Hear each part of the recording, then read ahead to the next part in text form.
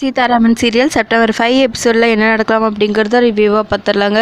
ராம் சத்யனை தேடி அவங்க வீட்டுக்கு வந்திருக்காங்க. அப்போ விஷால் இவன் எதுக்கு இங்கே வந்தான், ஒன்றுமே புரியலையே, இந்த சத்யன் ஏன் இன்னும் வெளியே வரல அப்படின்னு சொல்லிட்டு யோசிச்சுட்டே இருக்காங்க. அதுக்கப்புறம் மகாவுக்கு கால் பண்ணி நடந்த விஷயத்தையெல்லாம் சொல்லிட்டு இருக்காங்க. அப்போது மகா ஏன்னா ராம் அங்கே வந்திருக்கானா, அவன் மேலே ஒரு சின்ன கீறல் கூட படக்கூடாது, நான் சொன்ன மாதிரி சத்யனை மட்டும் அட்டாக் பண்ணுங்க, அதே மாதிரி அவன் உயிருக்கு எந்த பிரச்சனையும் வரக்கூடாது அப்படின்னு சொல்ல விஷால் சரிங்கிறாங்க. எனக்கு ராமும் ஒரு விதத்தில் எதிரி தான், ஏன்னா அவன் கை நீட்டி அடிச்சிருக்கான், அதனால் எனக்கு எதை பற்றியும் கவலை இல்லை, கண்டிப்பாக அவனையும் நான் அடிச்சே தீர்வேன் அப்படின்னு சொல்லிட்டு மனசுக்குள்ளேயே விஷால் யோசிச்சுட்டு இருக்காங்க.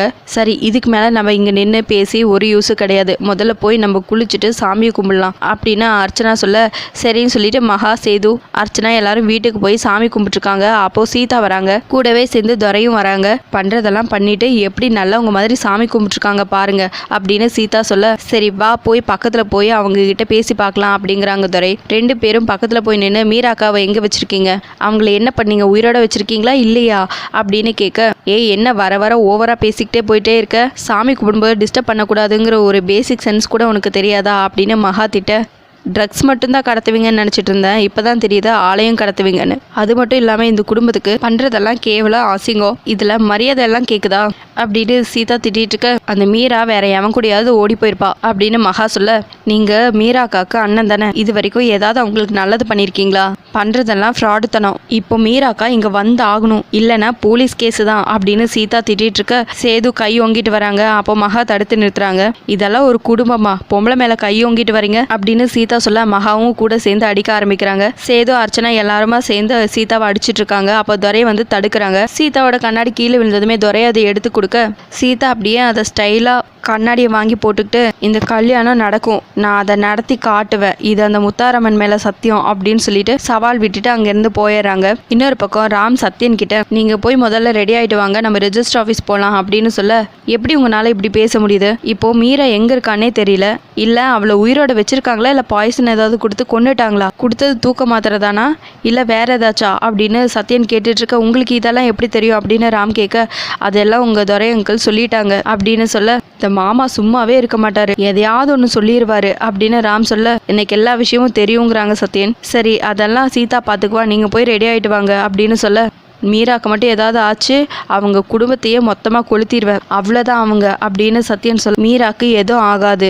நீங்கள் போய் ரெடி ஆகிட்டு வாங்கங்கிறாங்க ராம். அதுக்கப்புறம் மகா, அர்ச்சனா எல்லாரும் உட்காந்துட்டு இருக்காங்க. அப்போ அவங்க 3 பொண்ணுங்களும் வராங்க. பண்ணுறதெல்லாம் பண்ணிட்டு எப்படி வராங்க பார், எல்லாத்தையும் பண்ணிட்டு அழுதுட்டு வரீங்களா அப்படின்னு மகா கேட்க, நீங்கள் வேற சித்தி, நாங்கள் அதுக்காக அழல, ராமனே எங்களை அடிச்சிட்டாங்க அப்படின்னு சொல்ல, என்ன ராம் உங்களை அடிச்சிட்டானா அப்படின்னு மகா கேட்க, ஆமாம், அந்த தையல்காரி பேச்சு கேட்டுட்டு எங்களை அடின்னு அடிச்சிட்டாங்க, இப்பெல்லாம் அந்த சீதா சொல்கிறது தான் ராமனை கேட்குறாரு அப்படின்னு அவங்க 3 பேரும் சொல்ல, சரி இதை நாங்கள் பார்த்துக்குறோம், நீங்கள் போய் காலேஜ்க்கு ரெடி ஆகுங்க அப்படின்னு சொல்லிட்டு அவங்கள அனுப்பிச்சி வச்சுறாங்க. இன்னொரு பக்கம் பயங்கர டென்ஷனோட சீதா உட்காந்துட்டு இருக்காங்க. அப்போ துரை வராங்க. இப்போ என்ன சீதா பண்ணுறது, வேற ஏதாவது பிளான் இருக்கா அப்படின்னு சொல்லி கேட்க, நீங்கள் ஏதாவது ஐடியா இருந்தால் சொல்லுங்கிறாங்க சீதா. நான் என்ன சொல்கிறது, நீங்களே ஏதாவது பார்த்து பண்ணுங்க அப்படின்னு துரை சொல்ல, சரி தாடி அங்கிள், அவங்க பண்ண அதே வேலையை நம்மளும் பண்ணணும், அவங்க மீராக்காவை கடத்தி வச்சிருக்கிற மாதிரி நம்ம அர்ச்சனா மகாவோட 3 பொண்ணுங்களையும் கடத்தணும், அது உங்களால் முடியுமா அப்படின்னு சொல்லி கேட்க, துரை முடியுங்கிறாங்க.